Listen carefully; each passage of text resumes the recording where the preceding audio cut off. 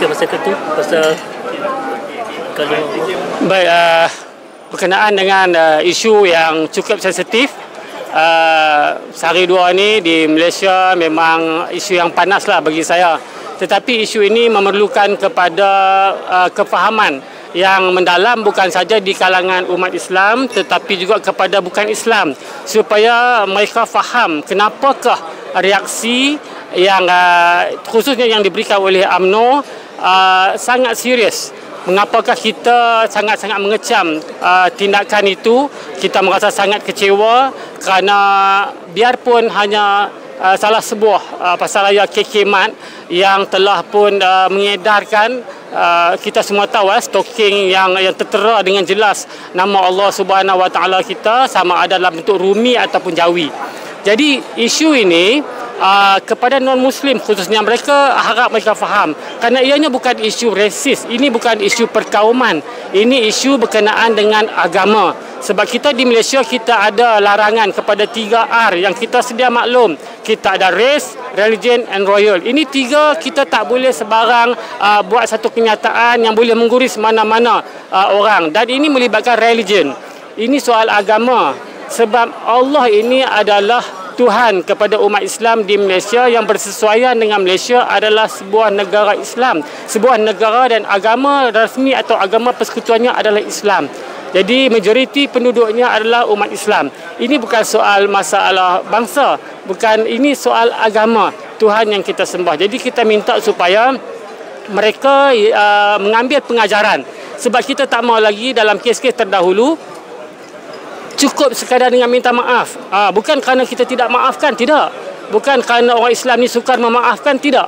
Tetapi kalau kita biarkan daripada dahulu lagi, bila timbul penghinaan cukup dengan sekadar maaf, maka perbuatan itu tidak akan terhenti. Dan kali ini kita merasakan sudah tiba masanya untuk mereka yang cuba mengapi-apikan atau mencetuskan isu-isu yang boleh menimbulkan kekeruhan di kalangan pelbagai kaum dan agama ini, kita nak noktahkan di situ dengan cara tindakan yang tegas, kerana ia melibatkan soal perkara yang serius, soal Allah yang umat Islam sembah dalam negara ini. Jadi ini kepada non-Muslim, mereka perlu faham. Bukan kerana kita nak membesarkan isu perkauman, tidak. Tetapi kesalahan besar bila kita tidak menghormati Tuhan kepada masyarakat umat Islam yang majoritinya di negara ini. Jadi itu kena faham. Dan saya melihat titah yang di Pertuan Agong jelas.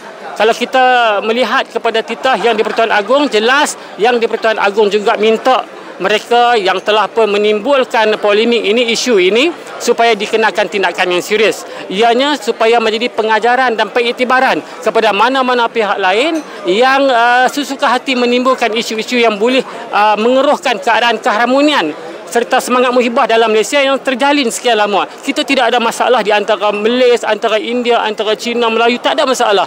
Kecuali kalau kita cuba mencetuskan isu-isu yang boleh menimbulkan masalah. Jadi pada saya isu kalimah Allah ini adalah isu yang serius. Pihak yang terbabit perlu diberi pengajaran dan pengiktibaran kepada mereka supaya tidak mengulangi, dan iktibar juga kepada pihak lain supaya jangan sekali-kali kita melakukan satu perkara yang boleh menimbulkan masalah besar dalam negara kita. Kita hidup elok-elok, aman, harmoni, pelbagai kaum, tidak ada masalah.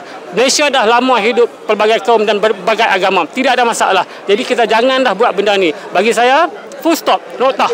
Jangan lagi ada pihak yang menimbulkan perkara yang sama di masa-masa akan datang. Bukan kita tidak mahu memaafkan, tetapi kalau kita tengok sejarah terdahulu, bila hina, minta maaf. Hina, minta maaf. Sampai bila orang Islam nak menerima benda ni? Dan kali ini, kemuncaknya, kita rasa maaf bukanlah satu benda yang memadai. Mereka perlu diberi tindakan. Itu pendapat saya dalam isu kalimah Allah. So, sokonglah tindakan YB Dr. Akmal. Saya menyokong tindakan YB Dr. Akmal, dan juga saya juga menyokong kerana ia selari dengan saranan daripada yang di Pertuan Agong sebagai ketua negara kita di Malaysia.